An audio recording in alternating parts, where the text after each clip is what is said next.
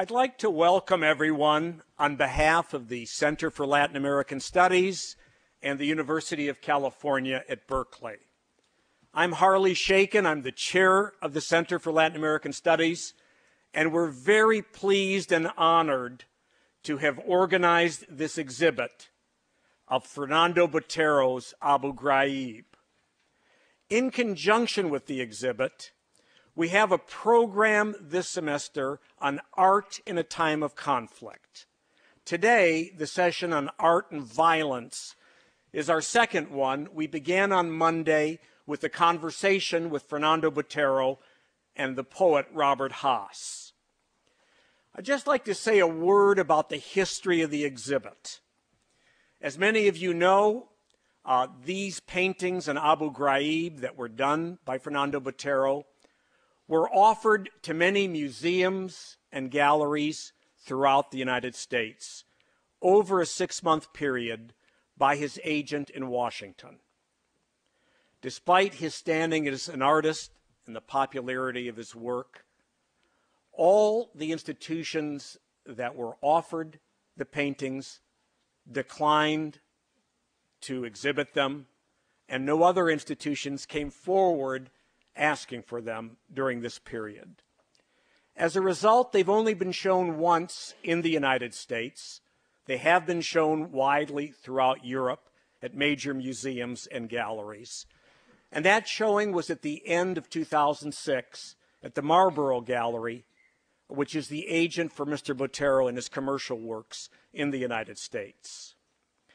The showing here at Berkeley, at the University Library, is the first time they've been exhibited in a public institution in the United States. And we're deeply proud of that, and I'd like to acknowledge the support of the University Library, as well as the support of Bolt Hall School of Law in bringing this about. One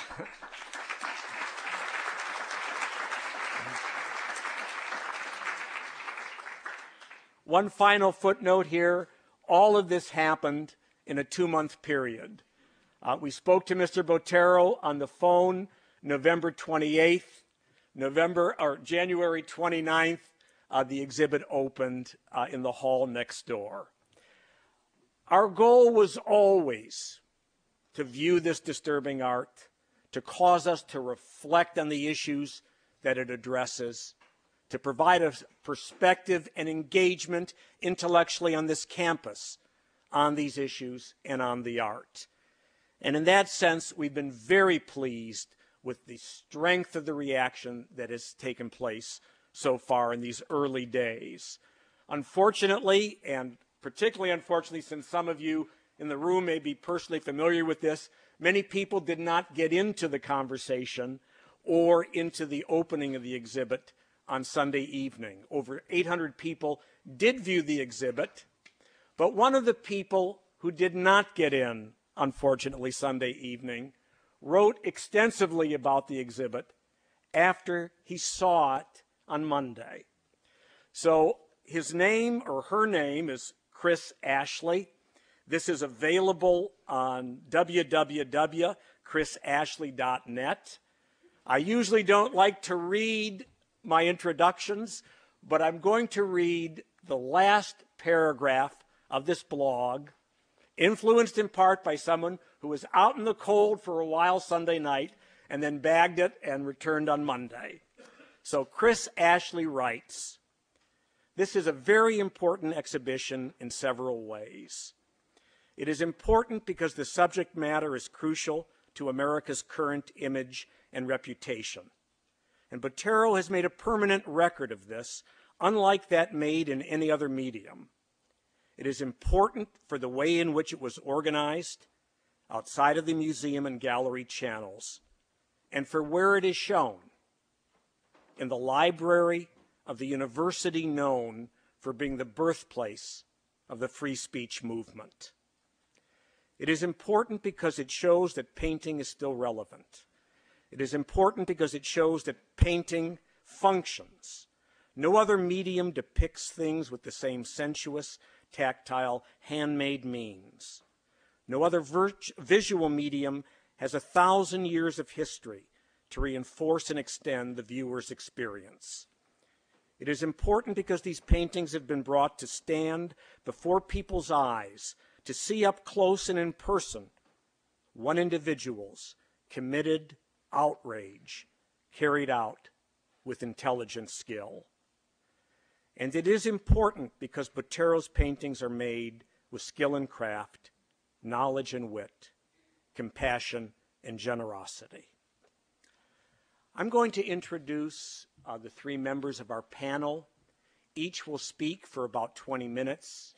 We will have a webcast of the event tonight available tomorrow on the website of the Center for Latin American Studies.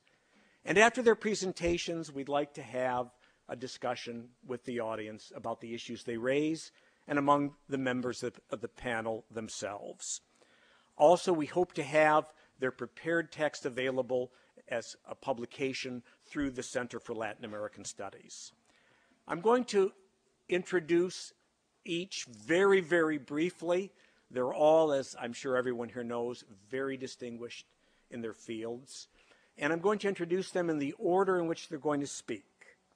I'm going to start with Professor Thomas Lacour, who is a professor of history and who has written on the history of human rights, among many other fields. Then we are going to hear from Professor T.J. Clark, who is a professor of art history and the author, with others, some of which are in the room, of a recent book entitled Afflicted Powers, Capital and Spectacle in a New Age of War. And finally, Professor Francine Maciello, who is a professor of Spanish and Portuguese, as well as comparative literature. So with that, please join me in welcoming the panel, and I turn it over to Tom Lacour.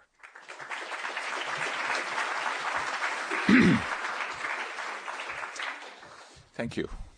So I want to try to answer more fully this afternoon a question that Fernando Botero was asked when he was interviewed by Bob Hassett iHouse on Monday. That is the question, what does this art say to us, or tell us, or demand of us that the well-documented photographic and forensic record of Abu Ghraib, or the article of Seymour Hersh in the New Yorker that provoked the artist, leave unsaid or untold or unasked? Let me begin with his answer. Of course he started with the pictures and the testimonies, Botero replied, not because he intended to reproduce them, but because they helped him to imagine the atmosphere in the prison. I take this literally, to imagine the air that suffused these ugly, crowded, harsh spaces, so as to paint that air on canvas. An artist imagines, he said. He transforms the public record through the power of art so as to make visible what is invisible. In one sense, this is a technical matter. It's what figurative painters do, and it's what painters of great skill do well. But the visual artist, Botero in this case, deploys more than technique. There is, as Botero says, a concentration of energy, of emotion that goes into a painting. People feel it. They feel it. So I'm going to begin my expansion of his answer where he began, with the photographic testimony, and then talk about what this artist and these pictures and this place of exhibition says to us about violence. Now, some of the most infamous images are easy to recognize in the radically represented form we see next door.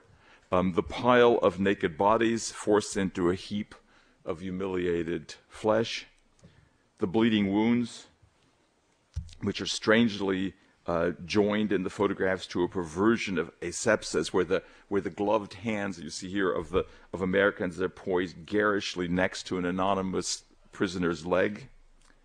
Other pictures, one might speculate, were too fixed or too static in their abjection, too abstract in that they showed only the fact and not the act of humiliation to be painted. I'm thinking here, for example, of the prisoners smeared in feces. But there's another set of images that are missing. In fact, the most iconic images. Lindy England did not engage Botero, even though her photograph with a prisoner on a leash became the international trademark of Abu Ghraib. I want to just ask actually why that's true. And I think there are two reasons for this, and both have to do with gender. Lindy England, even the name seems sort of preposterously innocent in these circumstances, became the poster girl of prison torture. I want to say this is because she could be made to seem something so pathetic, so silly, so powerless, so insignificant. A small woman, not very bright, from a coal town in West Virginia, she cuts a ridiculous figure. Nothing someone so clueless does need be taken seriously. Someone, her boyfriend, with whom she was also photographed, as if in a yearbook in the earlier picture I showed you, egged her on to do it. Or she's playing her part in some sort of sadistic ritual of a high school junior sorority. One almost feels sorry for this bewildered, ignorant, waif-like girl who took the rap for a system that was authorized by people far more powerful and far more important than she. In any case, if a girl committed the paradigmatic abuse of Abu Ghraib, it could not be so bad or so embedded, the iconic image seems to suggest. Because it remains difficult, given our cultural resources, to imagine women as violent. Lindy England as poster girl thus allowed for much of the world to ignore the central trope of Botero's pictures, the sheer physical brutality that went on, the masculine aggression and muscular power, the sexually inflected sadism, the weight of torture and humiliation as a historically male enterprise. Botero didn't rework England's photograph as art, I want to suggest, precisely because his anger was directed against the sort of mitigation, the sort of not seeing that Lindy England's increasingly iconic image made possible. But I think there's a second reason for why the most famous image of Abu Ghraib is unrepresented in these pictures. I want to say something in a moment about the repertoire of Western art that informs, or maybe I think from Tim's point of view, informs too much the work of this deeply historicist painter. But for now, I want only to point out how little our tradition has to offer us for depicting female violence. There are few exceptions. Judith beheading Holofernes comes to mind, but there are not many. If, as I want to suggest, Botero's painting takes much of their energy from the appropriation of the past, then he had available to him only a very limited visual vocabulary through which to break through the numbness that the newspaper poster girl induced. The pictures in the next room are about the violence that men do to men, even if we see relatively little of the perpetrators except their hands and feet. It's about the humiliations of gender reversal, forcing prisoners into bra and women's underwear, peeing on them, and so forth. These pictures are about men and beasts. Let me turn now more specifically to this artist, Botero, in relation to the subject matter, torture in Abu Ghraib. It's easy to think of him as the master of the happy, slightly pneumatic caricature, of a style that would seem at first glance, but really only at a very short first glance, as deeply wrong for translating the photographs and testimony that came out of an American-run prison for Iraqis into art. In fact, he's all his life been engaged with painting, suffering, and violence. There's more darkness than light in Botero, and that has been all his career. His Young Girl Crying from 1949, one of his earliest paintings, may show, as he said later, the tremendous sentimentality characteristic of the young. But we can see it already, it seems to me, the weightiness, the twisting of limbs on limb, the embarrassment, or worse, of being seen in pain. He's long been interested in the hideous, the outrageous, the brutal, the grotesque qualities of life, and especially life in a homeland that has been witness to so much violence and corruption.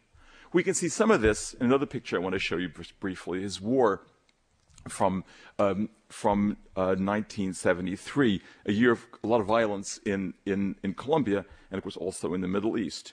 It's usually a painting that looks back to some of George Gross's post-World War I pictures, but also the ones in the exhibit next door. The blood flecks on the body, the exposed buttocks, the boots, and death, lots of death. So the vocabulary of the paintings next door is very much a vocabulary of Botero since very early on in his career.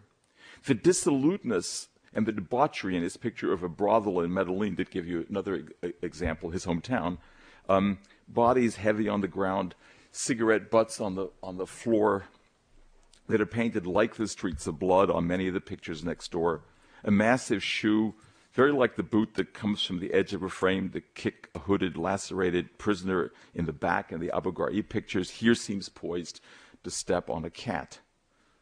Cruelty and carnality are alive and well here. In other words, the extravagance, the pictorial extravagance of the pictures next door is very much part of Botero's sensibility and of the visual tradition from which he comes, and of which Francine, I think, may speak. In some ways, his vision is not that different in many ways from that of his fellow countryman, Gabriel Garcia Marquez. But it seems to be more important than his long history of interest in violence is his commitment to fleshliness and sensuality.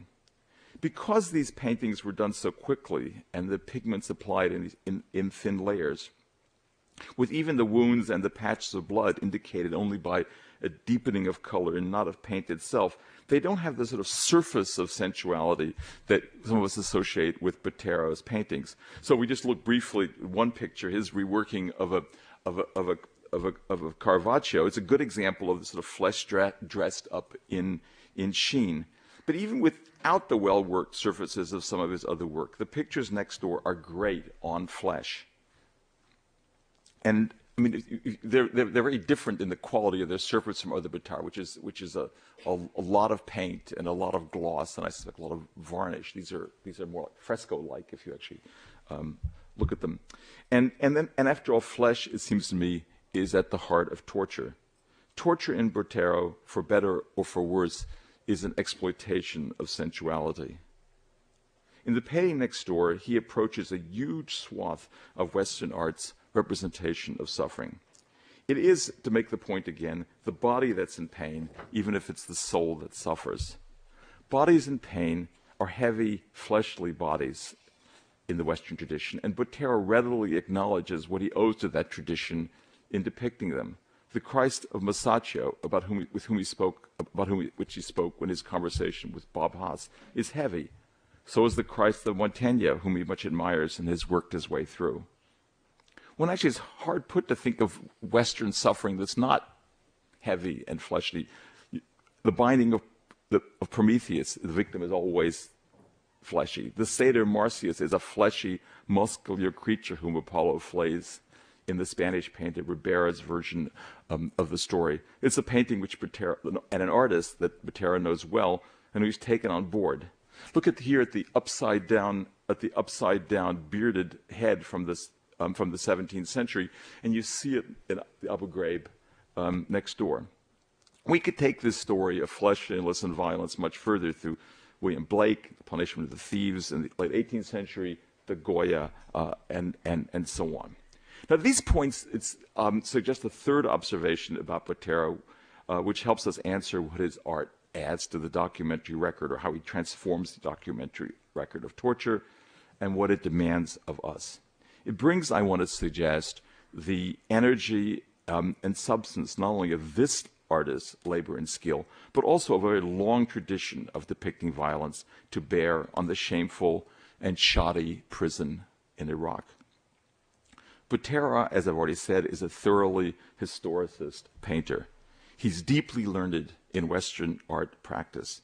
He spent more than a decade obsessed with the great painters of the Italian Renaissance, especially of the 1400s, but also later. He's explicitly indebted to Velázquez, that master like Goya of both courtly grace and cruelty. His engagement with his predecessors is exceptionally close, right up through Picasso and beyond. This means for us who see these pictures that we become, through him, the heirs of a way of seeing that we all know, even if we don't know it. In other words, the abused prisoners at Abu Ghraib, or at least their representations, take on the sort of a kind of dignity, or power of a long history of art engaged with violence. All of this, I think, is clear next door. Look at any of the blindfolded, bearded prisoners, their bodies streaked with sweat-like beads of blood, thin pigment with a tiny dab of white to give the illusion of depth and the glisten of a drop, or at the wounded foot, or at the bound hands, and you see the tradition of the representation of the Passion of Christ. Botero is not a religious man, but he's a man who says of himself that he obsesses with the Quattrocento and with the religious art that it brought. The paradigmatic instance of suffering in the Western tradition, at least until the Holocaust, that hasn't yet made a big impact on how the visual arts deal with violence, is the Passion of Christ, and it's painted on the faces of Iraqi prisoners. I could be more precise in making the case for Botero's historicity. From the more distant past, you think of Andrea del Sarto's 1530 painting of a man hanging upside down, and then the upside-down prisoner suspended from a rope next door. Or take the more explicit connection, The Proud Monster from Goya, or the etching There Is Something to Be Gained from the disasters of war. And then the beast-like dogs, sometimes what seems like armor of a rhinoceros or of a Renaissance hunting hound, sometimes with the teeth of a dinosaur in the paintings across the hall. It's as if Botero is appropriating not just Goya here, but the whole history of what dogs can do to the flesh, going back to Ovid and the ripping apart of Actaeon by his own dogs after he was transformed into a stag for seeing the goddess Diana naked. Or the vomiting prisoners in Goya's "This Is What You Were Born For" is taken up to us imagine again what Goya imagined. Now, the big difference, and Tim and I talked about this story, the big difference is that Goya managed to also represent this horrible messiness of violence, the collapse of order in these etchings that Botero isolates in the tidied up spaces. I want to talk about briefly now. What we actually think of that fact, I think we can leave for discussion. Two of my favorite pictures in this exhibit are the small ones on the north-facing divider in the room next door. One shows a prisoner in a narrow space, painted in forced perspective. The reproduction doesn't capture the delicate light, or maybe I should say the air, that suffuses this room and almost purifies what's contained in it. But it does give you a sense of how this space not only draws us in, but forces us to regard the massive figure that incongruously occupies it. The other picture that I'd ask you to look at there is it has a sort of a mirror-like window in the upper left-hand corner, letting in light from where again the light and the room make demands on us to see this violence in the sort of space where we might not have expected this.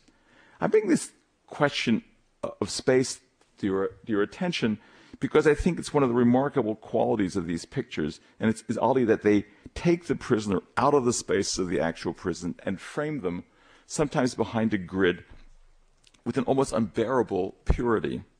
When one looks at the photographs, the humiliated prisoners, which I showed you earlier, are almost swallowed up in the filth and garbage. We didn't have a chance to look at them very closely, but there's a lot of paper and blood and junk on the floor. Here they're surrounded with the qualities of another age. Finally, the pictures, there are hundreds of the details in the pictures next door that demand our attention in a way that the documentary record, the photographs, do not. With the photographs, it seems to me at least, we get the point, which is this happened right away, and we move on embarrassed or discomforted. With the pictures, we're invited or compelled to keep looking.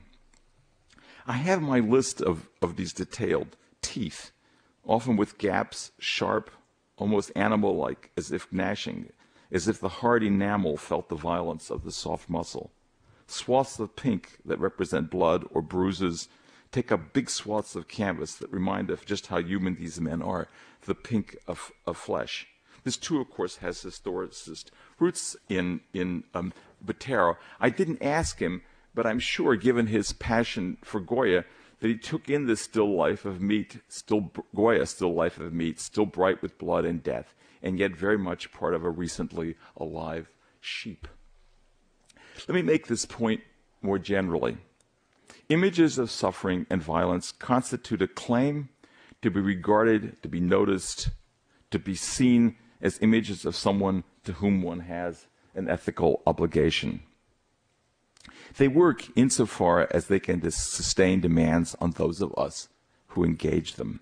In that sense, they are an art, more specifically an artifice, facts transformed through craft, into something that demands what a critic, Jed Pearl, calls slow seeing, as is a seeing that takes place in time, that's not just, as he says, a matter of imagining a narrative, but that involves rather the more fundamental activity of relating part to part. We need to see the complex element, he continues, and see how they add up in ways that become more complex, sometimes simpler. This kind of slow seeing is a sort of project that Tim's just written a book about, his year-long series of daily encounters with two Poussin paintings, and that's the kind of seeing that I'm suggesting these pictures encourage or invite. So understanding violence in this way, so as to make a difference, is not so far from what the philosopher Alexander Nehamas says about what constitutes an aesthetic engagement more generally. He writes, to understand the beauty of something, we need to capture it in its particularity, which calls for knowing how it differs from other things, and that in turn is to be able to see as exactly as possible what these things are, and how each one of them, too, differs from the rest of the world. The decent response to torture demands this sort of engagement. In a sense, it transforms the longing and desire for beauty in the longing to engage ugliness. The status of other human being becomes the object of an exact, slow, active, engaging, and seeing. So if this art does something, it demands that we look in the way that photographs with which Botero began do not, or at least do not do so so imperatively. Let me then conclude by taking this point one step further and making the case that seeing these photographs here at the University of California Indo Library is an important aspect, and I might even say helps constitute the political intervention by art against the violence that Botero made newly visible.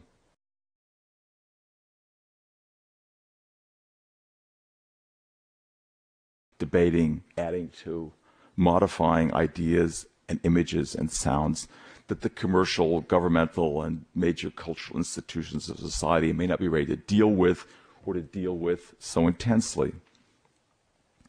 But in a way, it might have been a good thing that the Berkeley Art Museum didn't find it possible to show the exhibit and that it found a home next door. Libraries have historically been places of contemplation, places where one takes more than a glance at the text. Fast reading is for other places and other occasions. There's nothing wrong with this, with fast reading. In fact, it is and has been enormously important politically for 400 years, and certainly since the late 18th century. But there are not many places in our society that stand for slowness, and the library is one of them. We do see the art next door as if in a gallery, the sort of space in which people tend to spend seconds in front of works of art and then rush through. But we also see it in a library on a university campus. So the adversity that Botero faced in making this art possible, making this art public, and that Harley Shaken and the Center for Latin American Studies faced in bringing it, may have produced the best of all possible worlds for regarding the art of violence next door. I want to actually end by thanking them for the remarkable feat of mounting and sustaining an exhibit of this quality and importance.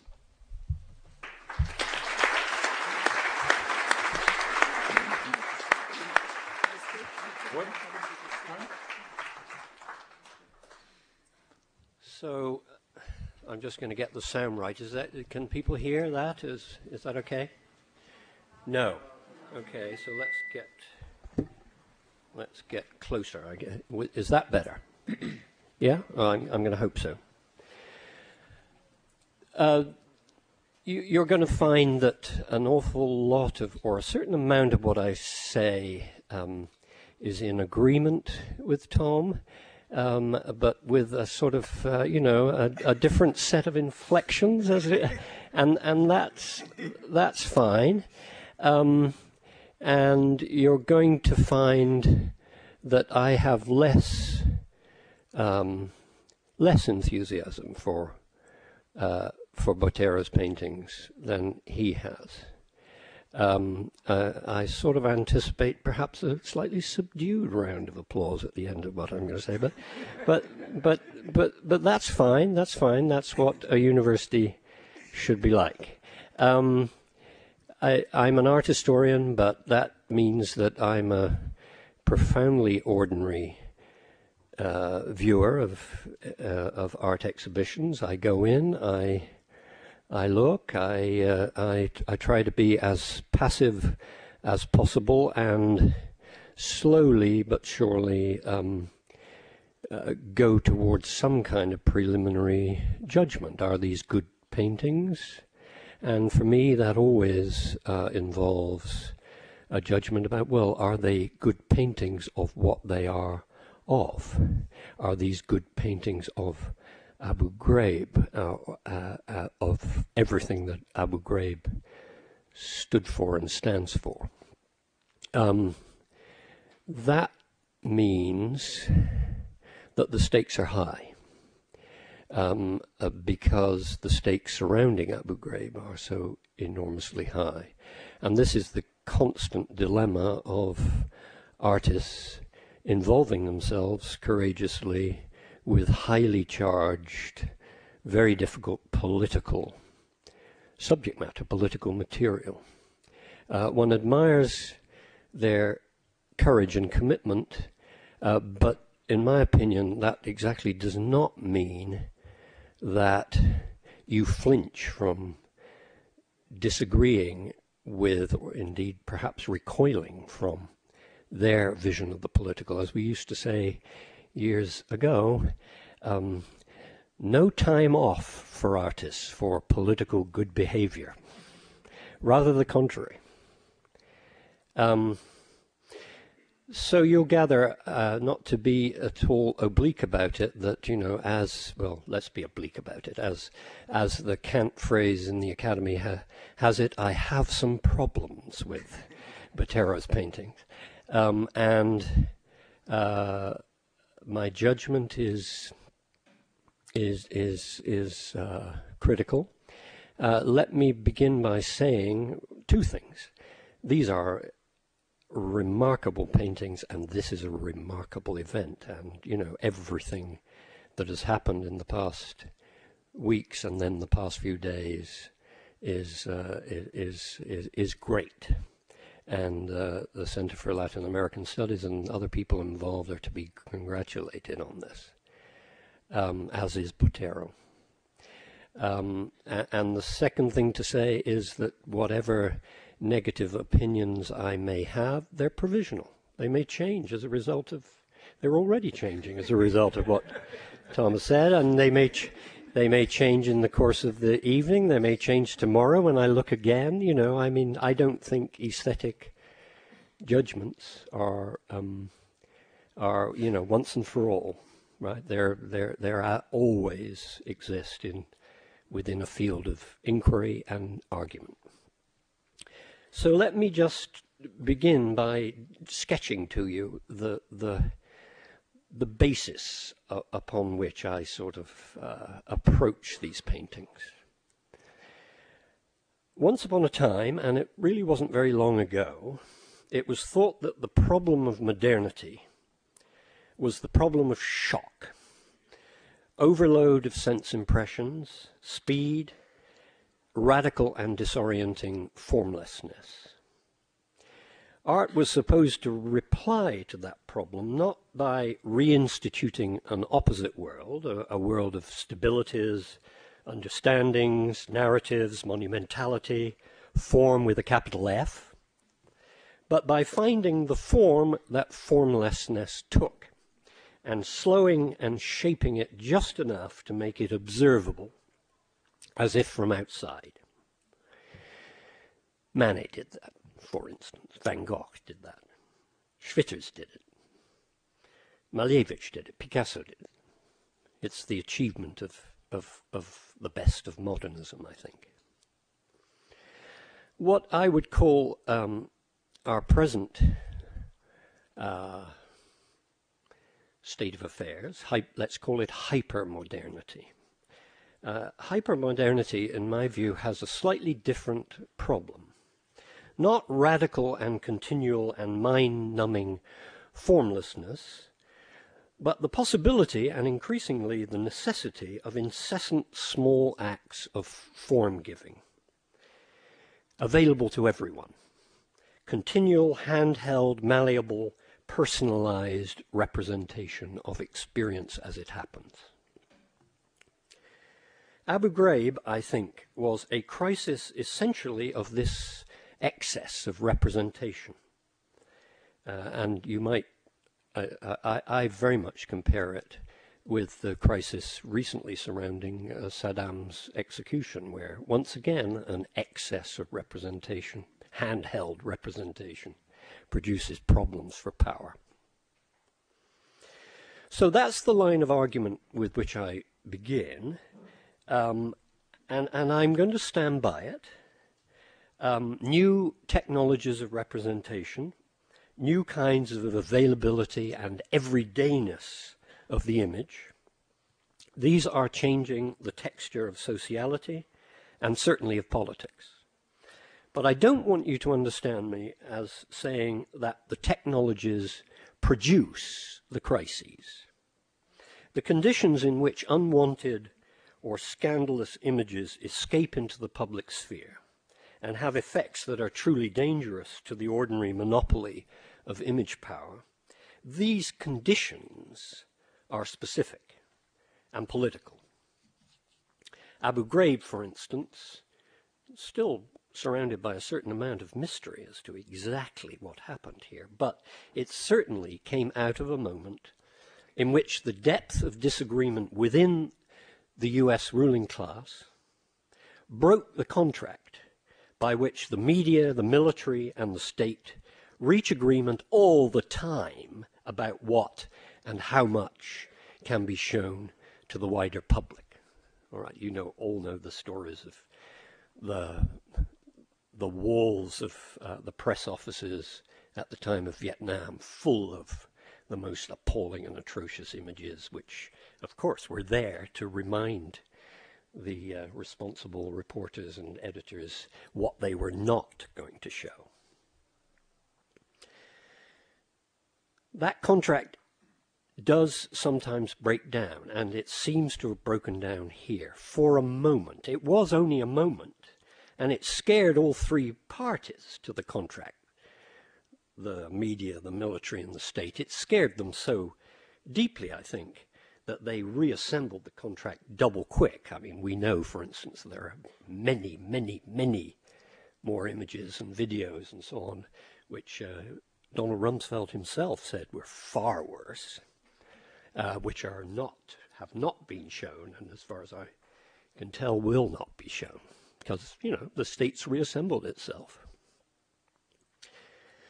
So, what, if anything, do I hope that art might be able to do in the face of this new confirmation of the image world and its present repeated crises?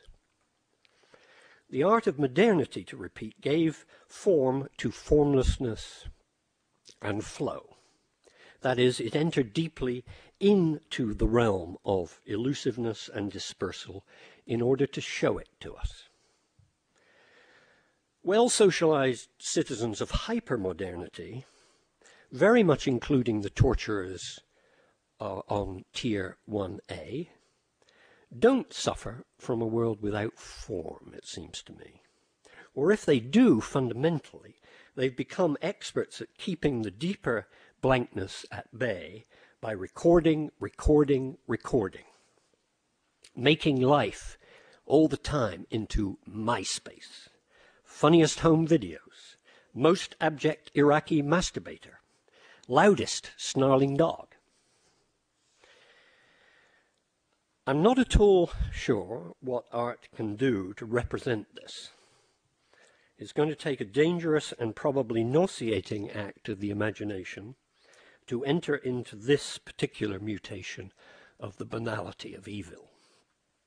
It will surely have to begin from an artist's real mimicry of the over-familiar structures of representation that were second nature to the Abu Ghrabers.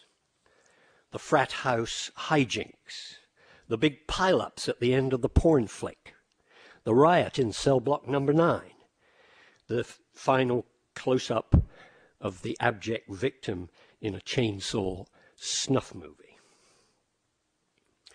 An art made out of Abu Ghraib, in other words, in my opinion, would have to say true to the sordid meaninglessness of the moments captured on film, their immense distance from the narratives which our culture still officially possesses, in which, as you know, the brutalization of a helpless person is our model, or our central model, of the sacred, of the drama of sin and redemption.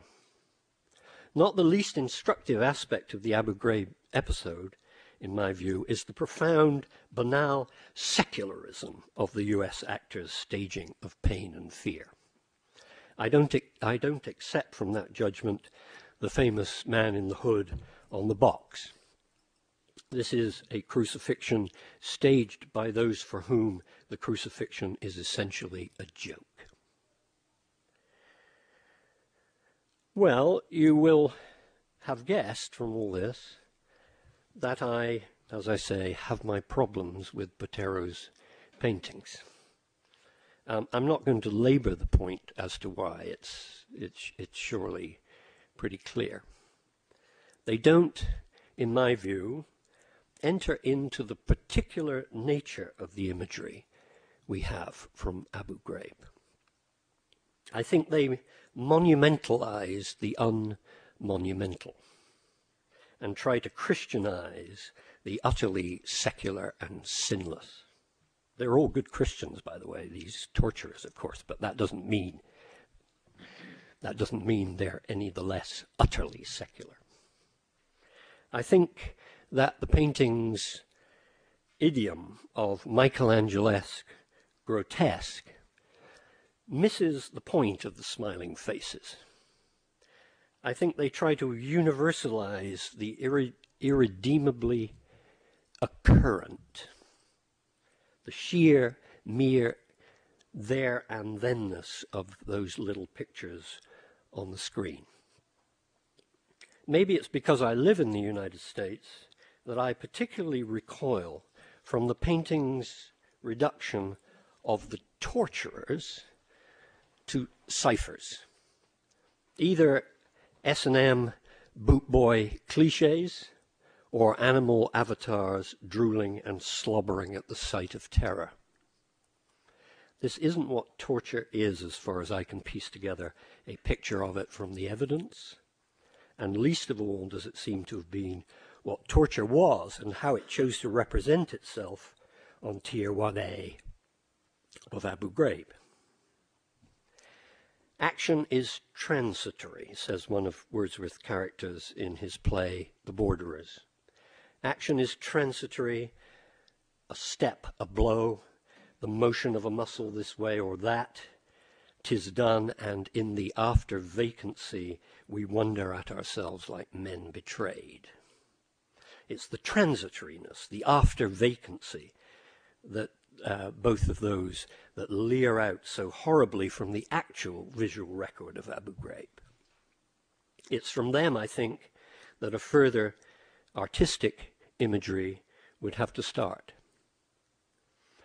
I want to see the torturers, in other words, male and female, and with faces turned as usual to the camera. Mugging.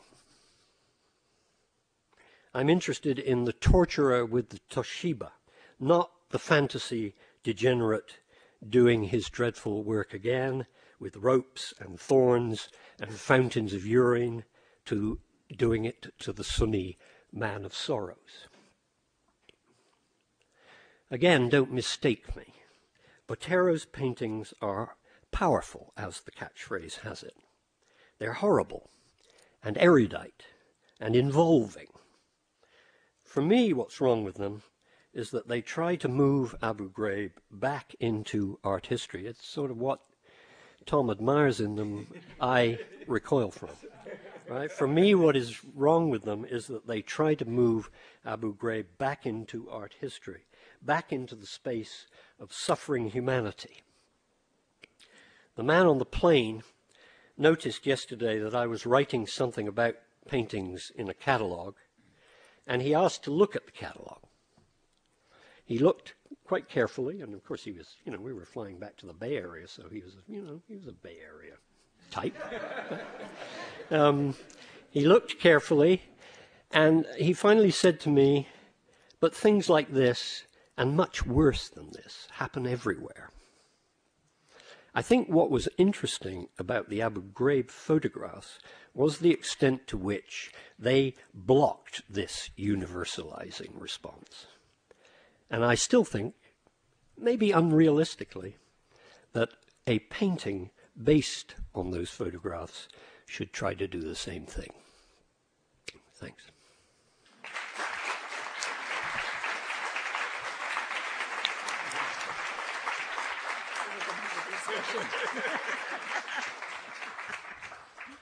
Okay, now for something completely different.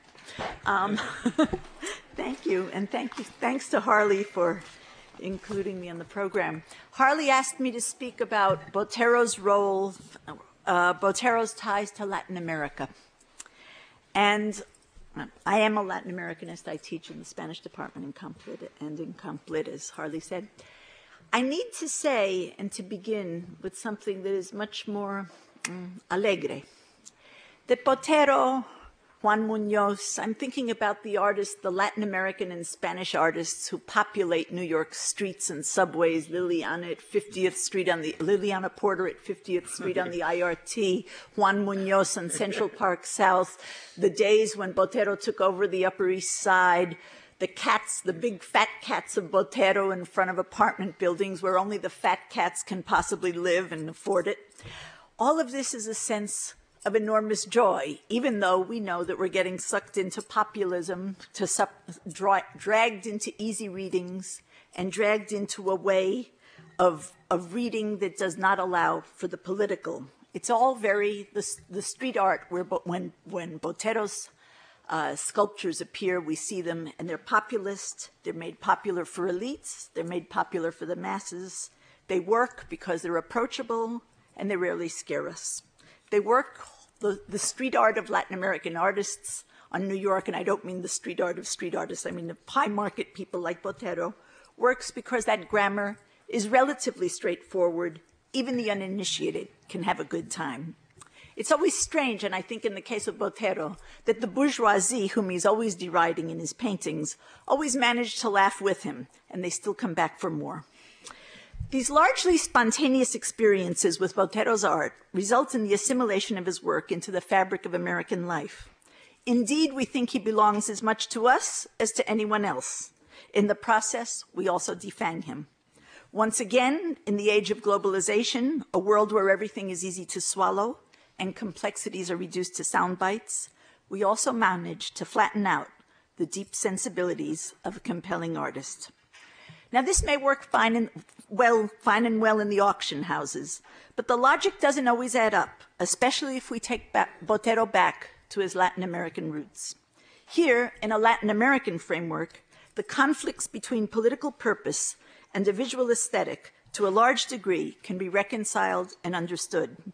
It allows us to see Botero's Abu Ghraib not as his sudden turn to political topics, a deviation from apparent frivolity, and many of the critics who reviewed the the Abu Ghraib have said that, and I don't buy this line at all.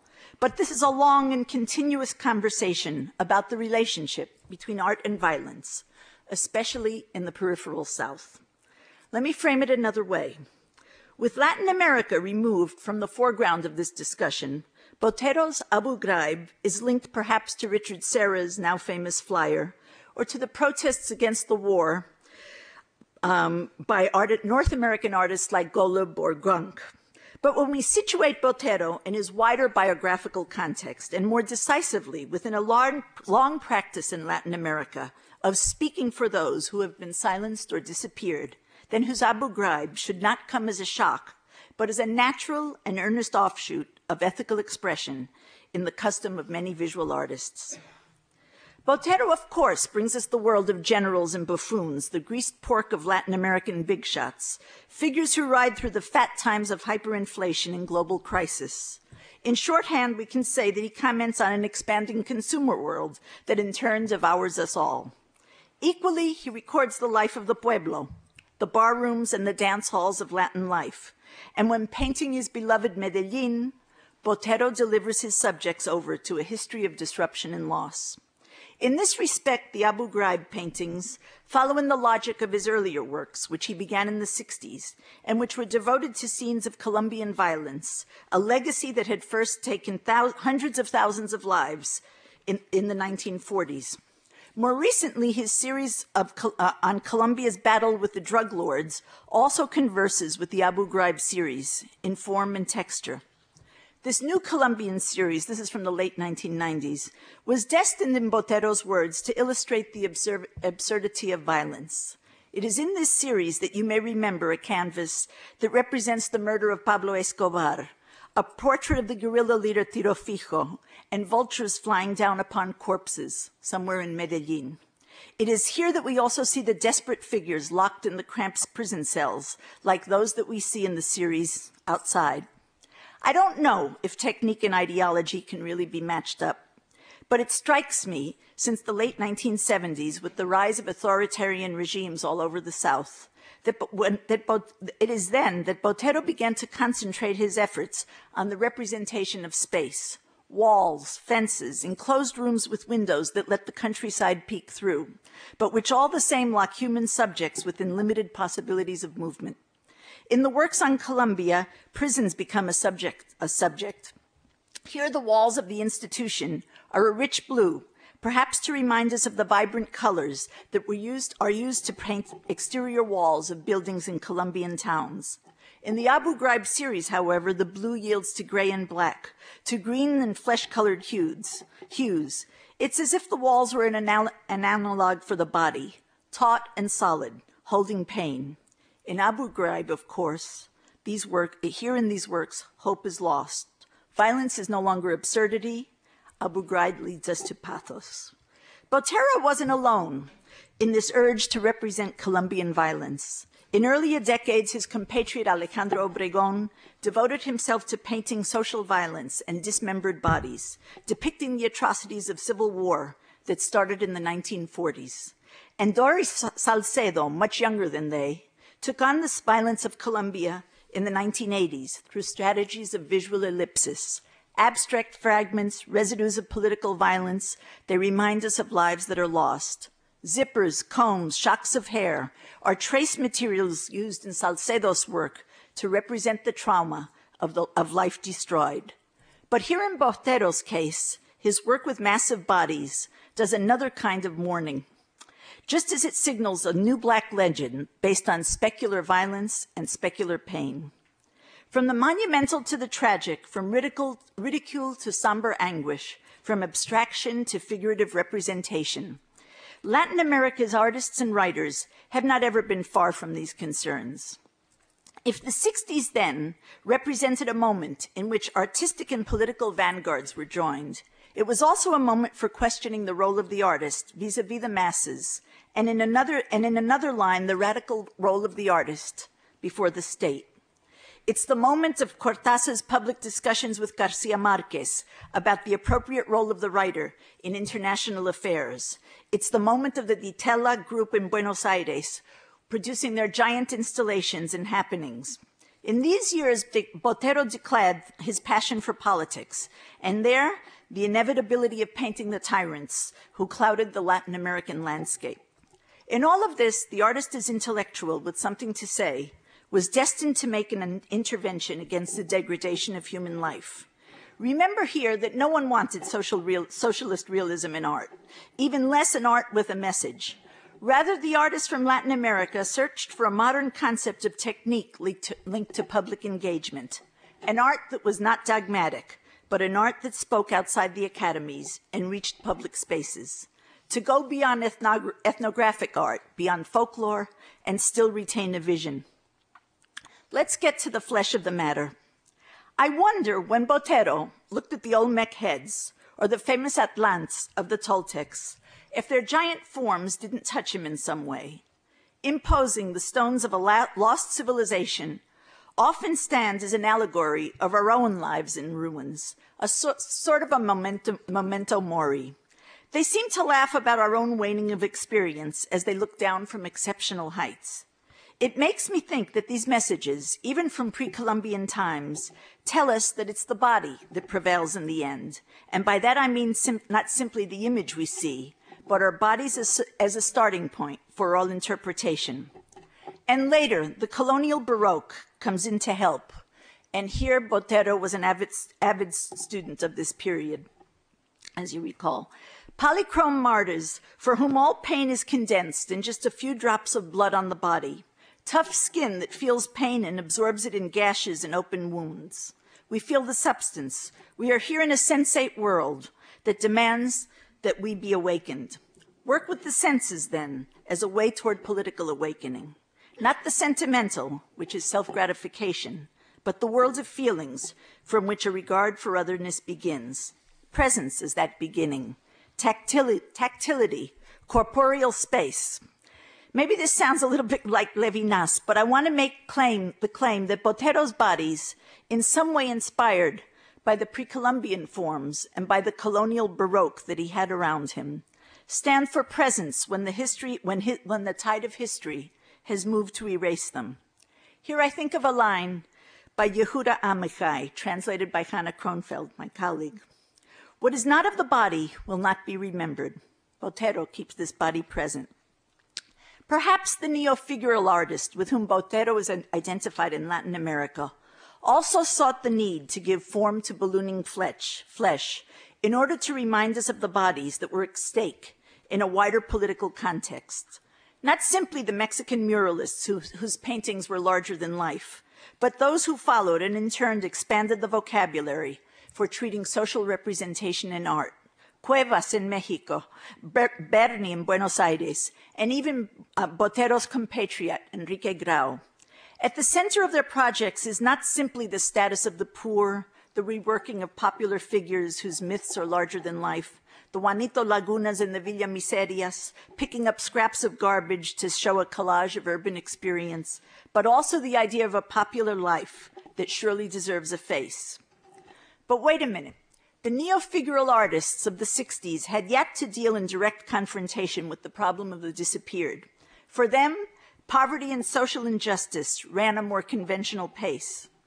Torture camps, detention tactics, the U.S. training school in Panama, the question of an interventionist politics in which human rights were cast to the wind had not yet reached the page one discussion in the news when those artists began.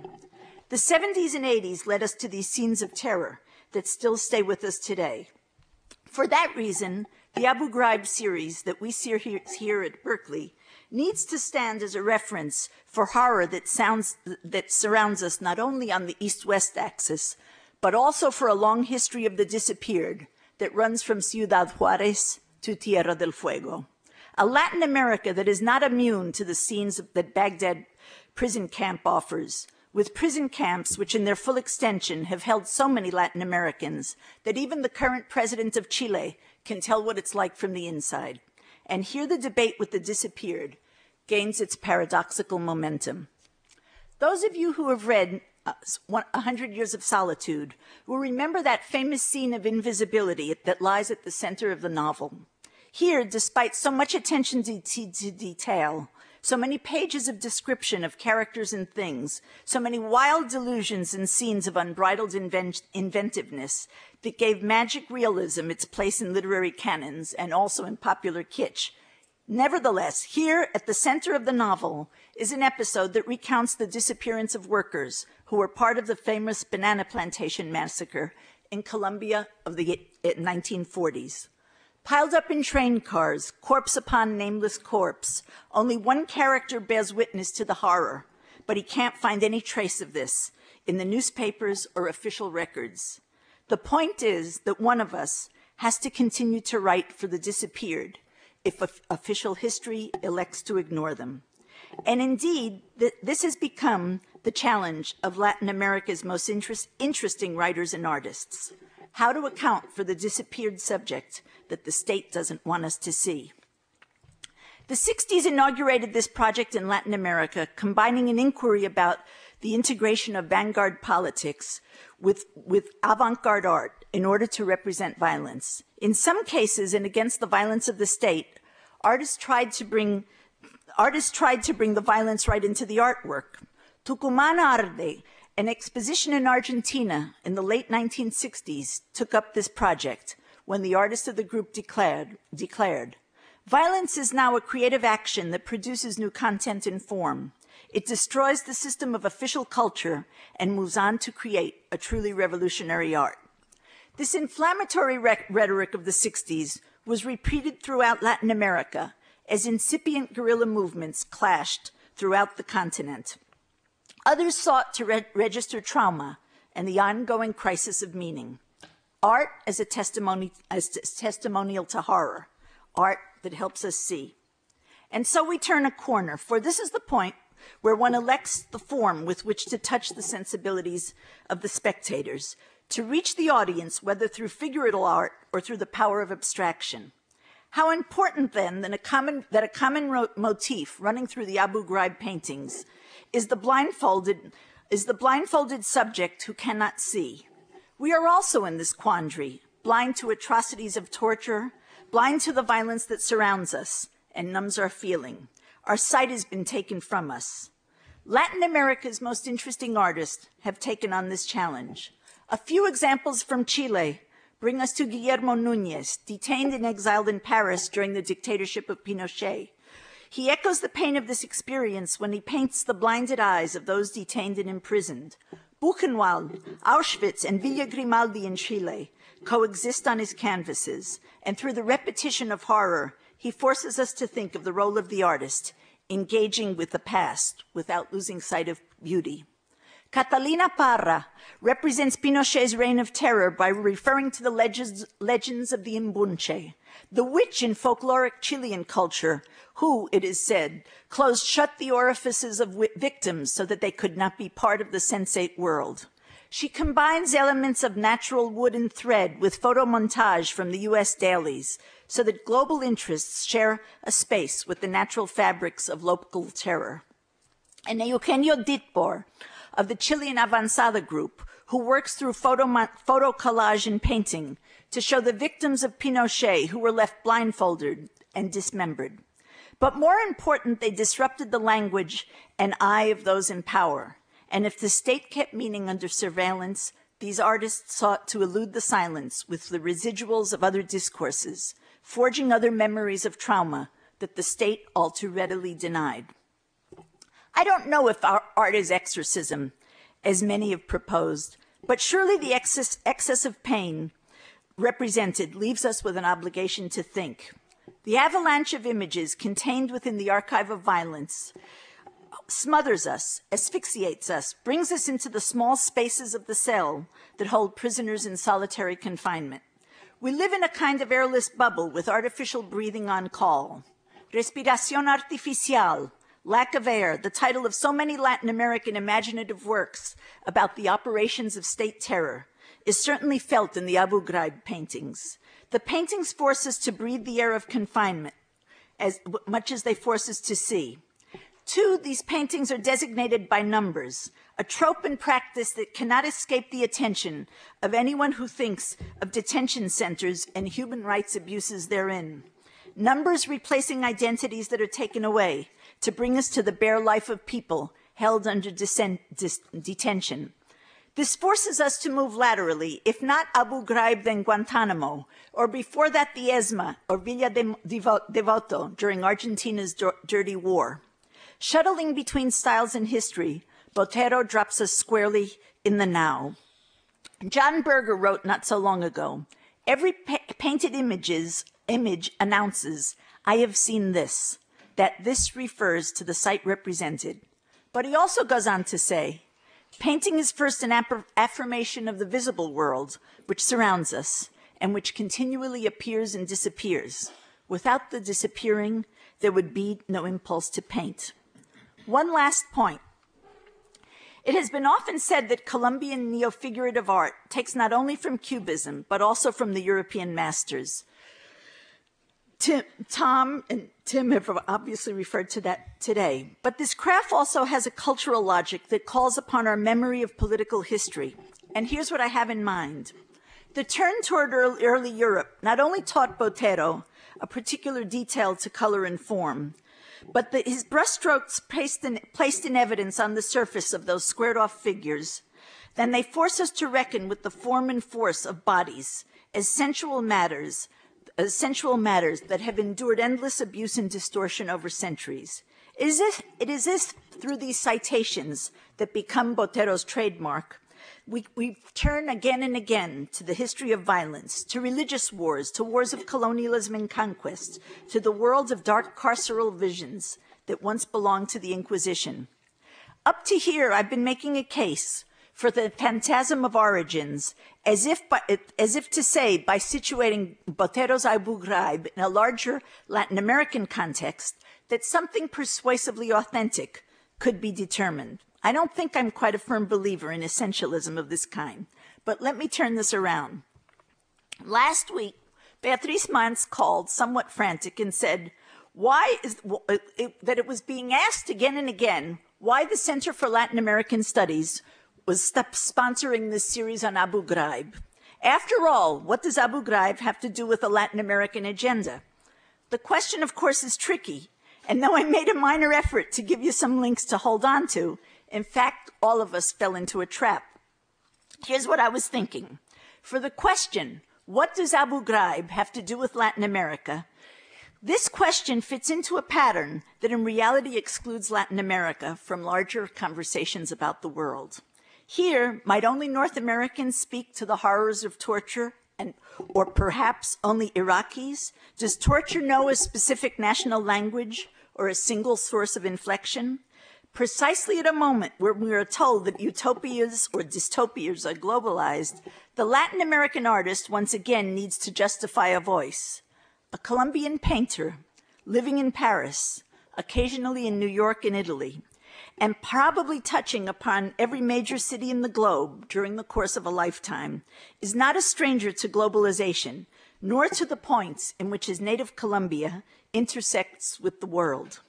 It need not be defended, nor should one have to explain it.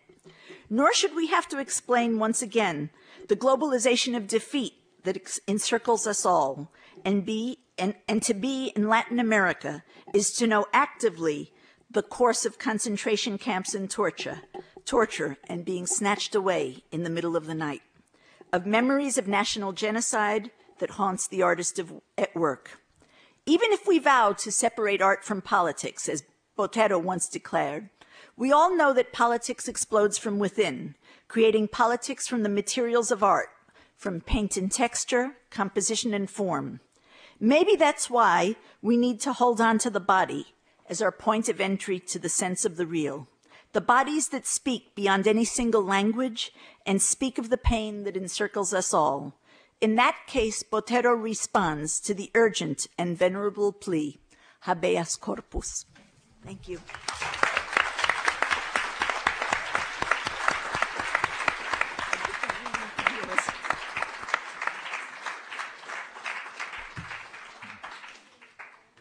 Well, I'd certainly like to thank our three speakers for an engaging, provocative, and thoughtful series of presentations.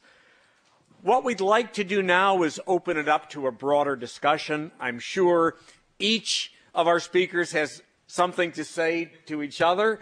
We'll get to that as well as part of this discussion. I would ask that people keep their comments or questions very brief so we can have as broad a discussion as possible. Yes? Thomas Lacour said that art gives us an ethical obligation to look at ourselves. And I felt that in there. Coming down from the theory to the world of the level of raw human meat, I wondered, what do we as an academic community do that one of our own members is largely responsible for what is depicted in there? The faculty remained silent about the presence of John Yoo at Bolt Law School. Every week it walks past the vigil outside of his class, and the students take this as normative. Thus was Heidelberg infiltrated. What do you do about the presence of this man on this campus? Okay. Any comments or?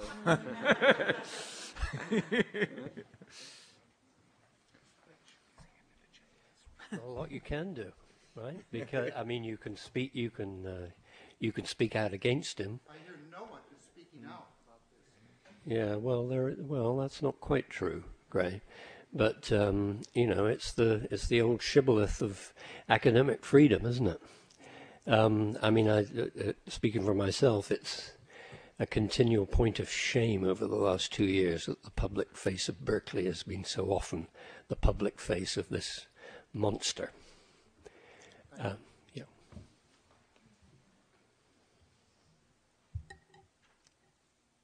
Other questions, comments? Yes.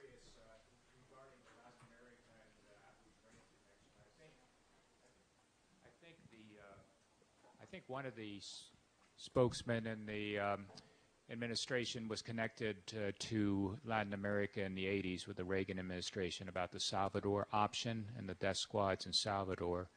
So that has been an ongoing theme, which, Francine, you really addressed beautifully. I'm just curious if there are any artists in the United States that have documented or made an attempt to document in art what Botero has done. In the United States? Or why not? They haven't. That's not. Why not? I don't think the why not question is something that we can really address. I mean, one doesn't paint or write on command in that quite that way. But your question was other. It was are there other artists in the United States who have taken this up? I mean, I know of the Richard Serra flyer that circulated. I know that Golub had some earlier works on torture, and I think there was some new material. Gronk in cartoon form I know about. There are other artists working in different forms. Xavier Bernardi is an Argentine artist, a very close friend of mine, who actually was part of the Argentine forensic archaeological team that did the exhumations at El Mozote, and has been back there a couple times painting murals with the community, and is there now. She has actually started a school without walls for the community there in Perkin to basically to help heal the community. And so there are artists who, through their art in the community, are doing very different things than necessarily painting like Botero in terms of painting objects that then stand as a reference there. So I think that one should also look at what's happening in the artist communities. Working within the community as part of that. Thank you. Also, just to speak to this, I mean, there may be particular problems. I think that was what I was trying to suggest as part of what I was saying. Particular problems in forming an artistic response to the present, to Abu Ghraib and what it signifies. That doesn't mean that there aren't responses, right? Effective, complex, intense responses. It might not even mean that eventually there were effective, intense, complex, artistic responses. But it's a very, very basic condition of art in the last 150 years that it finds it peculiarly difficult to respond to fast-moving and intensely conflictual political situations, right, in ways which are other than sort of flimsy, propagandistic instantly outdated. You know, I mean, this is a fundamental problem. We have extraordinary exceptions to that rule, but the rule is in some way crushing. Other comments or questions? Yes. To that point, you can't always analyze art in the immediate time in which it's done. If any of you have seen the show that's at the Metropolitan right now about art that was done by Germans during the 30s, it's clearly political art. And, you know, also the people who are making political art may not have a venue for showing it now. Very few artists really get to show the body of their work in the current time. So if anybody of you have seen that German show, I'd like a comment on it. Well, yeah, I saw it. As I say, I flew back, right? Yeah, I saw it. I mean, well, I'd say this, right? That these artists, of course, were speaking very directly through the medium of portraiture of the bourgeoisie and its grotesqueries and hypocrisies, right? They were speaking very directly to the moment. Remember the moment, and remember the price that everyone paid for Weimar's intense and, you know, tragic, utterly conflictual social character. So, you know, I mean, there is a side of me which says, well, do you really want to be in Weimar with Hitler around the corner? It's a high price to be paid sometimes for political art. On the floor there, actually, yes. You, yes. I have a really quick question. I was wondering if you know, since the only other site for the show has been a gallery, is his art selling?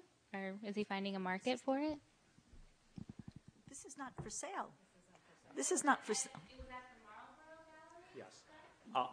That I can clarify. None of this work will ever be sold. The artist has said he does not want to profit from misery. He plans at the end of the showings of the art to donate it to a museum, a university, or a place where it will be publicly shown. But none of this will ever be sold.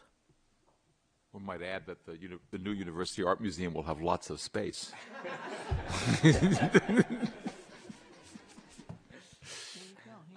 So one of the worst parts about torture is its ability to silence. And I think in a small sense, we're all experiencing that right now in the silence you can feel in this room. And I'm wondering what your opinions are, what thoughts you have in relation to Botero placing the suffering of these victims in Iraq within the Western tradition of art, and what kind of problems that creates. And, well, because obviously these victims are Iraqis, and they come from a very different cultural tradition. And could you please comment on that?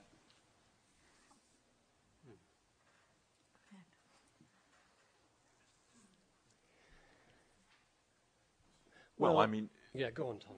Go ahead. Go ahead. It's all about silence. Well, it seems to me, I mean, he says explicitly this is not anti-American art. It's art because that he painted because he feels pain for America. So this is meant to be clearly a Western artist's response to something that goes on in other parts of the world. I mean, it's perfectly conceivable that, I mean, I don't think there is, as you say, that the sort of Iraqi representational tradition is very different, and I can't speak to whether this could or couldn't be represented within it. But this seems to me very much a person from our general world, meaning North and South America and Europe, talking about something which our world perpetrated. So that seems. I mean, you can only speak from one's own world. You can't speak. I don't think you can't speak for you can't speak for another world and its tradition. I guess you could, and there's fakes in which people play Little Crow. You know, you could try to, you know, the blackface story, but that's not what Botero is up to. Is that what you're? I don't think that's what he means. He may mean something else here. I'm maybe misunderstanding you. Obviously, in that sense, his work is in a major way incomplete. I mean, he can't depict the total suffering, right? No. He can't depict the totality of what's actually happening. And I mean, how is that addressed in the work? What? We don't expect that from an artwork, do we? Mm-hmm. Do we want the artwork to represent everything? I don't think so. No, I mean that's where we come in. Right. The larger question, I think, that what Tim and I differ is this question about how one would do it. Just speaking for quote the Western artistic tradition, and I mean I would say that Tim commits what we used to call the fallacy of imitative form, which is just, I mean, some version that the painting or the work of art has to, in some sense, almost be some version of this ephemeral, trivial, handheld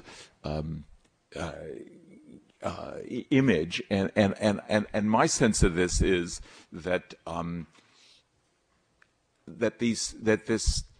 the peripheral and trivial quality of this is also sort of carries over into how one sees them. That is to say, one does see this pile up, as Tim says, as the end of a fraternity party. You have to remind yourself this is not the end of a fraternity party, but there's a deeply trivializing quality in these at the same time as it points a finger at what's happened. And so my sense is that, and I think that's also true not just of this tradition, but of these hundreds of thousands of Leica photographs from the Holocaust. I mean, the Second World War was the First World War where you had the Leica camera, and it may not be quite as fast as the digital camera, but it was pretty good.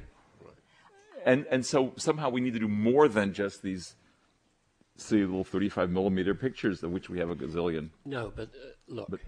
Of course one expects art not merely to reproduce the conditions and means and realities of representation that existed within the space of atrocity. All right?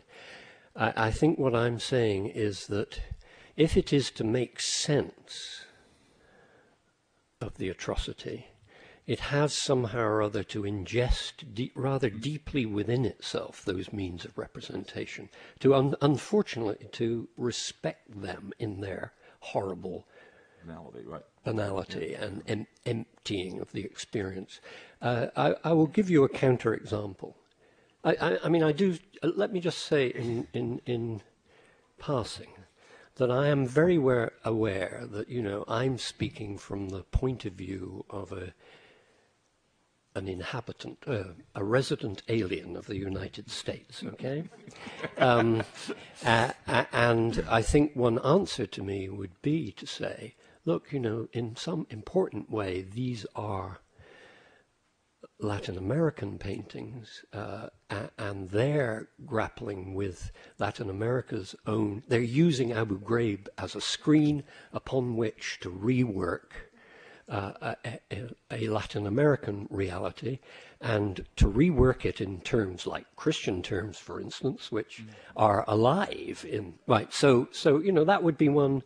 But let me say that from the point of view of of the resident alien, my counterexample would be Gerhard Richter's series about the Baader-Meinhof brigade, and which I know many of you know this series. If you don't, it's very, very well worth investigating. They would be, in my mind, they exist in my mind as a sort of constant counterpoint to Botero in there, because built right into them is this tremendous tension between the atrocity of the reality and the grey, blurred unavailability, infinite mediation of the atrocity as it comes to us as citizens of hypermodernity. Now, so if you like, I am looking at the Abu Ghraib pictures with the blurred body of Bada on the floor, always in the back of my mind. But you know, I think there's a problem here. And this is not, I mean, clearly you expressed your reservations about this, and we heard them, and they were great, even though I don't particularly agree with some of the points. Nonetheless, let's go back to the comparison here between Botero and Richter, okay? These are aesthetic sensibilities. We all know the negative things that have said about Botero, which are not, and this series is not free from that he's popularizing, no? That he has these cartoon-like bodies. We might even say that we haven't had the conversation about Botero in the market yet. I hope that will come up in a moment. But I think that with what we have at hand, right? We might think about the ways in which art can speak to another kind of reality. You're saying Richter, of course, did it better. I think I would agree with you, and not because you're a resident alien or I think probably, actually I had an email conversation with several artists in Latin America who would share this exact opinion and were fed up with the Abu Ghraib as absolutely without feeling, as art without feeling. And I suppose that would approach something that you have said. But maybe to turn it around in the interest of, I suppose these conversations help each of us to see. That should be the, how can we see better or look at the work better? What is the effect of the cartoon? Does it trivialize the way in which, does it bring to our attention the way in which this degradation of the human body has, well, I think some of the south-facing cartoons are actually not very, some of the cartoons on the South Divide are actually open to the criticism you just made. But I was sort of struck at these pictures, how many of them are not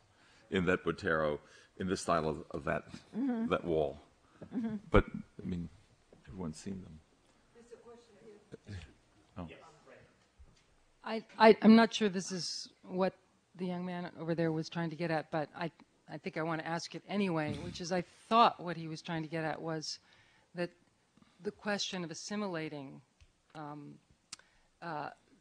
the suffering of Muslims into a Christian idiom is not necessarily to suggest you couldn't do that or you shouldn't do that and you shouldn't have a conversation about it, but that it poses a particular representational problem. And particularly if you're thinking about globalization, which has been brought up, and yes, Botero has been to Milan and I'm sure, Rio de Janeiro, but we don't know Baghdad, we don't know the West Bank, and so forth. So it does raise the question, not so much as an indictment that, Christians can't paint Muslim suffering, but that to assimilate it into a Christological framework is to do something, and it's to do it in the context that these images are at least available not just to a Western Christian or even Judeo-Christian viewers. And so I think what was trying to be gotten at over here was that it poses a very delicate representational problem. And I think Botero must be self-conscious of this representational problem. And I think what at least I would be curious to know is how you think he handles that within the paintings. I mean, you've gestured toward the idioms that he uses, but he must be aware that he's using idioms that are not indigenous to the cultures of the victims.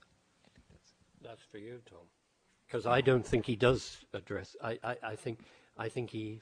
I'm just going to be blunt. I think he doesn't see the problem. Doesn't seem to see the problem. He thinks that a Christological drama of pain and, of yet again the suffering body. It's the crown of thorns. Right. Well, let's be clear, they're not all Christological. I mean, there are 3 or 4 Christological pictures. They are. Yeah. Well, I'm not saying they are. I'm saying it raises the question. The historical tradition raises the question. Well, I mean, it seems to me there's the general question. I mean, the 2 questions at stake. I mean, one is, can a person from one culture in any way represent importantly the suffering from somebody else? And that seems to me that's a non-starter. Okay. The other one is, does every piece of art have to be available to everyone universally in all cultures? That's also clearly not the case. So what exactly are you asking me? Maybe sort of raising another version of Tim's point that, or maybe Francine's as well. That what I was trying to get at, I think, was the extent to which there is a secularization of that idiom. That in fact there's something to me profoundly spiritually empty about those paintings. And so I actually would defend these paintings myself, but I'm saying that it raises a question of trying to speak out of that idiom in a way that doesn't fully enclose them within it. That is a challenge. Yeah. Of global. Right. See, I didn't think they were so enclosed within it. I thought we all have. I mean. No, I'm saying you succeed. So you're agreeing with me and disagreeing with him. Just want to get. We'll continue this later. What I'd like to do is take two more questions now. I have a brief comment of my own, and then I'd like to wind up with each of our speakers making some brief final comments. So I'm going to take these two right here, but please be brief. This is a matter of curiosity. As Professor Mastella will confirm, 200,000 Guatemalans died or disappeared in the 1970s and 80s, and the United States government supported their government. Point of curiosity, I'm wondering if any of our panelists know that there are Guatemalan Mayan artists that are now painting the massacres and the violence, and I brought several pictures for you. Are you aware of the painting that's going on now? Oh, by the way, two of these artists had their paintings in the big exhibition at the Legion of Fine Arts last year when the huge exhibition of Mayan sculpture was there. So they're not just, they're serious artists. I'm curious if you know about them. Yeah, no, I did know about them. I think, are you directing this to me? Yeah, I did, and I think it's something. It's a different. That work is in a register that was perhaps somewhat different from the register. You might want to pass them around or let people see them. I don't know what. We're going to have to move on. Sure. Yes. Thank you. Yes, this will be our final question, and then we'll go to the panel for very brief comments. The artist is one among us, and a small number of artists only have tackled this relative to the population at large. I agree about this. And there are artists in small communities around the world who are, along with teaching children to do so, are themselves expressing the horrors that they've gone through. And we're seeing only the most prominent and one of the very most popular and, if I may say, trendiest. He is in collections on Park Avenue and so on. So we're not looking at the underclass. But what I want to say is that this may be skirting. We're all finding it difficult to find words, I think, to express something that we feel quite deeply. And yet, despite the pictures of Abu Ghraib having been on the front page and in news reliefs and so on, and news bulletins, the fact that the torture goes on today has, I think, something to do with why Botero has taken it on finally, because it has the actual violations have gone on for such a long time, and it becomes harder to avoid them. Nonetheless, I think we do avoid them. I myself have given talks on this topic here in Berkeley on campus and off campus, and at the end, someone will come up to me, some respectable citizen, and will say, I mostly agree with you, but I don't believe that torture should be always and forever prohibited. That in the Alan Dershowitz of Harvard argument that there are times when it is arguably necessary. This is the John Yoo, Alberto Gonzalez argument. This does not take into account that no matter where, no matter when it's happening, it is a breach, a most fundamental breach of law. And the law that governs countries both internally and externally, if it doesn't exist, we are standing on quicksand.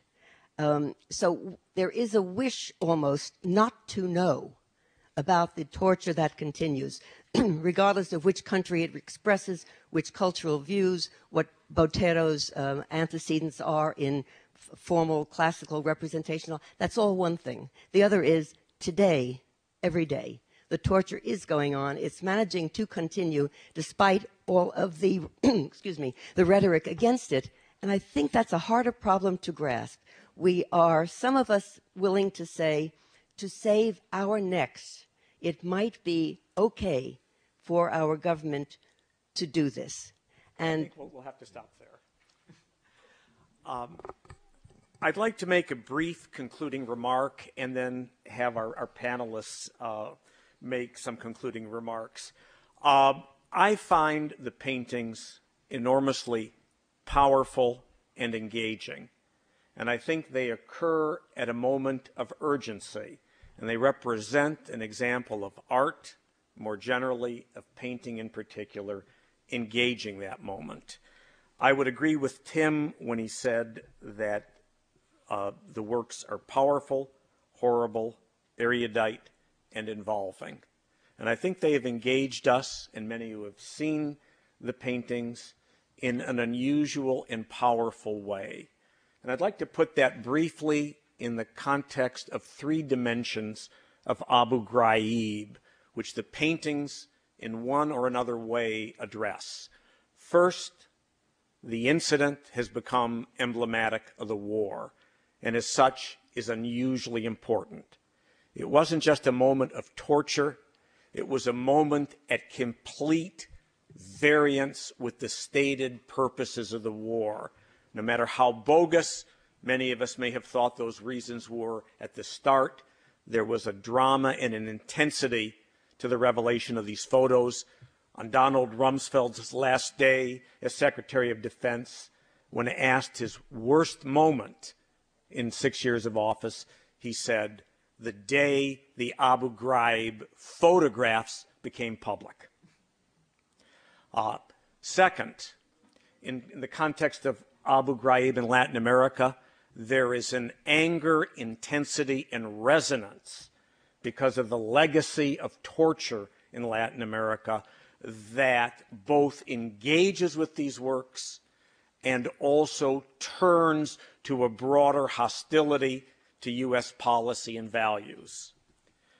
Finally, in the context of the art itself, there's no dispute about what took place at Abu Ghraib. Much of the public debate over the incidents is, was it a dozen bad apples, or was there something systemic in what took place here? My own view of the way in which the art addresses this is the absence of the torturers addresses the notion that there was something systemic that took place here. So the problem wasn't the Sergeant or Lindy England. The problem was the decisions and the political nexus in which they took place, and this is how they played out in Tier 1A.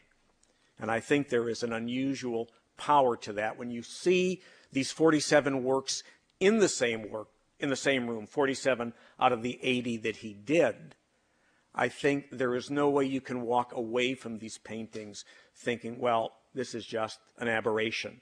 There is an intensity and a power to this that goes to the heart of something fundamentally rotten in the enterprise. So with all that, I think that an artist of Botero's stature, whatever one may think of his work, taking 14 months of this intensity to do this series and being able to exhibit it now, I think in terms of the role of art, is an important moment, the context of Guernica. So with that, any concluding remarks? And we can start in reverse order, if that's okay. Oh. Or if you have a preference. I think it's wonderful, Harley, that you brought this here, and I hope you continue to bring important Latin American artists and those who haven't quite made their name in the galleries yet. It's wonderful, but what perplexes me here is the idea that we have to read these paintings as truth and representation, and I hope that we're not getting carried away with that. No, I mean, Tim said he wanted to see the torturers. Well, sometimes the painter didn't want to include the torturers, and then we want to see everything. Well, we can't see everything because there's another operation that's going on. So that's, I wanted to think about something that Carla brought up before about the Christian references here. And it occurs to me that this is the denunciation of the torturers. This has nothing to do with the Iraqi subjects. This is Christianity turning back on itself and falling in. That's my sense about that. The Iraqi subjects are all hooded. You don't see. Right. But this is Christianity collapsing in on itself because people are not taking care of people in these. Anyway, thank you, Harley, for bringing this here. That's great. Well, I resist the idea that if people are not taking care of people and Christianity is somehow collapsing on itself, I think... I resist that too. Let's hear it from you. Yeah. I think that's extremely true to Christian history. I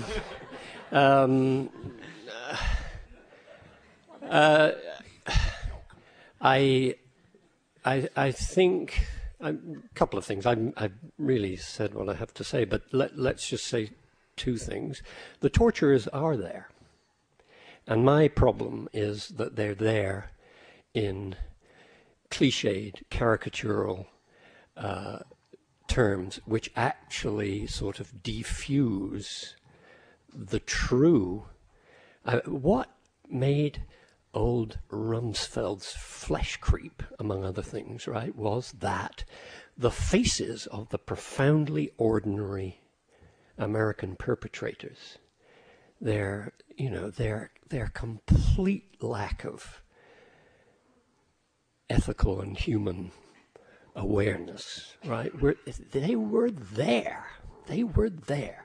And I don't want them replaced by bulging buttocks in sort of leather S&M outfits, and streams of urine and all the rest. That's just turning it back into a sort of pseudo-religious melodrama for me. And then the only other thing to say is, look, art's a peculiar activity. What does art do faced with this kind of political situation? I'm not asking it to reproduce it, although sometimes that's what art does. Right, I'll show you it again, and that's okay. But one thing one asks of art beyond that is, so is there a way to represent what these images were in terms, in formal visual terms, why they had the extraordinary effect, the puncturing, lacerating effect on the status quo that they did. That's a very severe demand to make of art. I realize I did say at the end, maybe it's unrealistic. Maybe art can't do that anymore. But it's an unnegotiable demand as far as I'm concerned. Well, I mean, I also say what I have to say, but it just seemed to me that whatever art is, it's not forensic evidence. That is to say, that this happened is now established beyond a doubt by pictures and testimonial. And in that sense, the snapshots and Rumsfeld horror, seeing them is very much like any criminal's realization that the fingerprint or the letter with the signature or some other absolutely certain piece of forensic evidence has been discovered. And we don't need art for that. We need evidence. And so the bigger question that you raise is whether the kind of banal quality of the evidence, I mean, the banality, the ordinariness, has a place in art. And this is not the first time this has become a representational problem. I mean, I suppose what I thought was brave about Botero's paintings was not just the Christological, but the incorporation of as I try to suggest, of a great deal of other, quote, Western, which is actually our world's effort to make that forensic evidence hold our attention in some way other than a forensic context. Now, I take your point that it may not have. I mean, I take your point that there's a problem here, but it seems to me we can't ask that art be primarily forensics. Let me say in conclusion, what we can ask is what we received, 3 really brilliant presentations and some wonderful and provocative ideas. Thank you. Well, Tim,